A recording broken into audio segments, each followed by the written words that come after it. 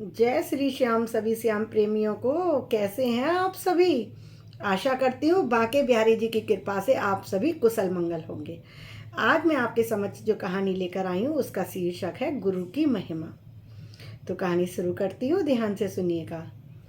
स्वामी विवेकानंद जी एक बार एक railway station पर बैठे हुए थे। उनका अयाचक व्रत था। अयाचक व्रत आप समझते हैं? उसमें ऐसा व्रत जिसमें कि मांग कर भोजन नहीं किया जाता। यदि कोई खुद खिला दे आकर तो हम खाना खा लेंगे, नहीं तो भूखे रहेंगे।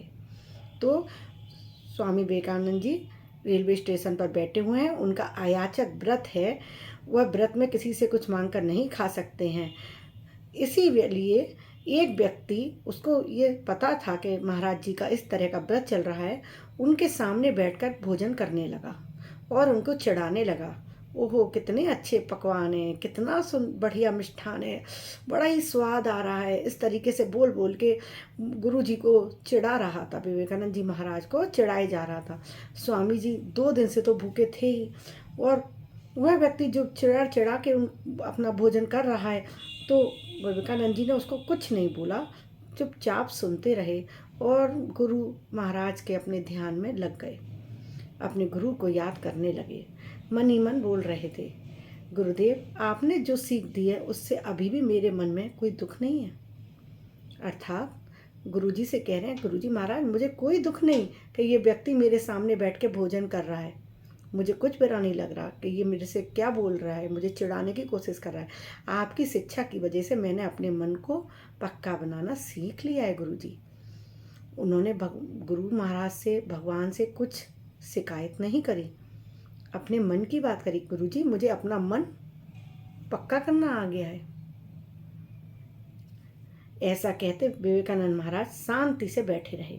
दोपहर का समय था। उसी समय नगर में एक सेठ को भगवान राम ने दर्शन दिए और कहा, रेलवे स्टेशन पर मेरा भक्त एक संत बैठा हुआ है और उसका अयाचक व्रत है। तुम जाओ और उसको भोजन कराकर आओ। वो किसी से मांग कर भोजन नहीं कर सकता, इसलिए तुम अति शीघ्र जाओ और उसको, मेरे जो प्रिय संत है, उसको भोजन करा कर आओ। अब सेठ ने सोचा, नींद में तो था ही, उसने सोचा जरूर ये कोई मेरी कल्पना है। उसकी आंख खुली थोड़ी सी नींद में, जब दोपहर में के समय सो रहा था, तो उसने कहा जरूर ये मेरा कोई भ्रम है। ऐसा नहीं हो सकता कि भगवान मेरे सपने में आए और बोले कि स्टेशन पर चले जाओ और जाकर कोई संत है उनको भोजन कराया। वो फिर से सो गया अपनी नींद सोचते हुए, अरे कुछ ना, ऐसे मेरा मन का वहम हुआ है। दोबारा से सो जाता है।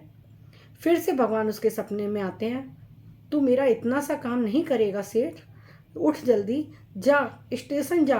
वो संत कब से 2 दिन से भूखे बैठे हुए हैं और वो किसी से शिकायत भी नहीं कर रहे। उनका अयाचक व्रत है, किसी से मांग कर भी नहीं खा सकते। सेठ, तू जा, उनको भोजन करा कर आ। अब तो सेठ की आंख दम से खुल गई। उसने कहा, ये मेरा वहम नहीं हो सकता। 2 बार मैंने वही सपना देखा, भगवान मुझसे कह रहे हैं कि रेलवे स्टेशन पर एक संत बैठे हुए हैं।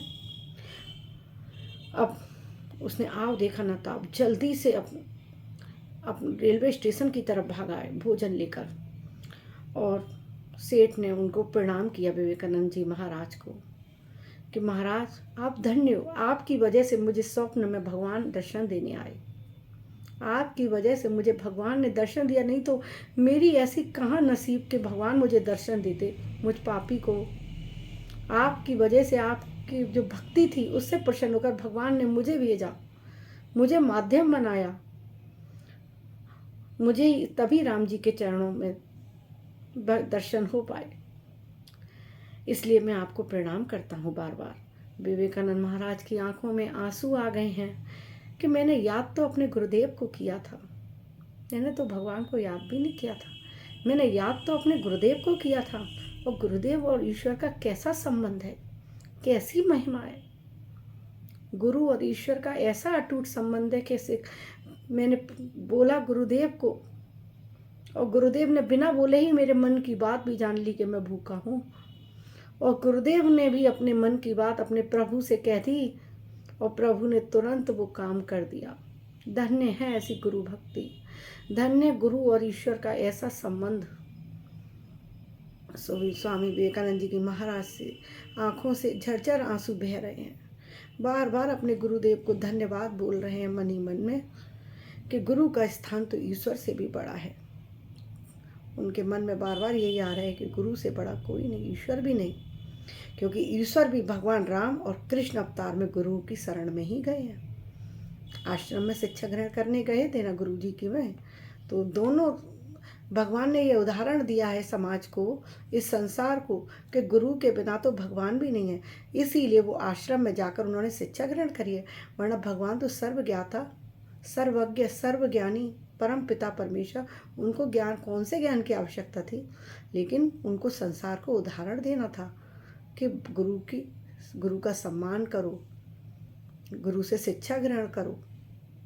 तभी मंत्र गाते हैं ना वो स्तुति, गुरु रे ब्रह्मा गुरु रे विष्णु गुरु रे देवो महेश्वर गुरु रे साक्षात पर ब्रह्म तस्मै श्री गुरुदेवो नमः।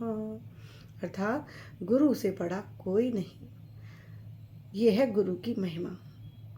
आपको मेरी ये कहानी कैसी लगी कृपया कमेंट बॉक्स में ज़रूर बताइएगा और मेरे चैनल पर बने रहिएगा।